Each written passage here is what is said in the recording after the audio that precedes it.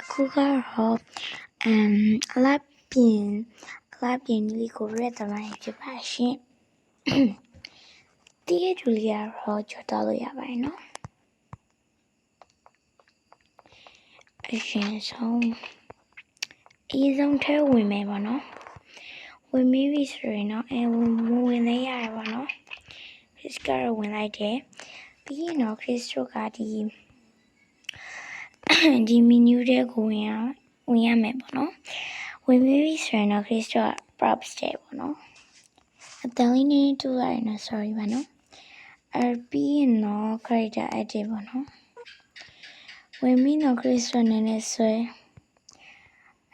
ပြီးဆိုရင်ဒီမှာ makeup ဆိုတာရှိရယ်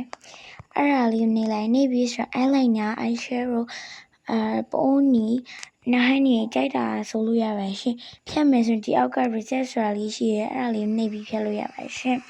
အားလုံးပဲဒါလေးလာပြောပြရပါတော့ပြီးတော့လူဘလို့ပြောင်းရလဲလူမိထားရဲ့ဟာလေးလည်းရှိရယ်လူဘလို့ပြောင်းရလဲဆိုတာလားပြောင်းလဲဆိုတာဟိုလိုဒီလိုမျိုးပြောရလားမသိဘူး Chris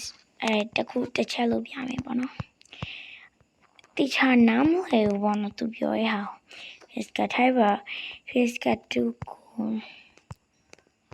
ဆိုနာဒီကောနော်သူ့ဝါကြတော့ကျမရဲ့အကိုလောက်ခိုင်းနေ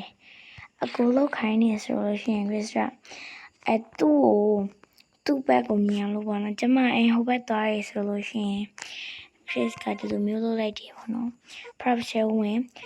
ခိုက်တဲ့ edit တွေဝင်ပြီးတော့မှကိုပြောက်ပြီးတော့ 1f ကိုသွားပြီးတော့ဟိုကောင်ရှိနေအောင်သွားတယ်အဲ့လိုမျိုးလူကတော့ပြောင်းလို့မရဘူးပေါ့နော်ဒီလိုမျိုးလေးပဲခေါ်ပြီးလာရဲပေါ့နော်ညီမလေးပဲသူ့တခေါ်မှဆိုရင်အဲ့လိုမျိုးလေးလောက်တာပေါ့နော် Chris က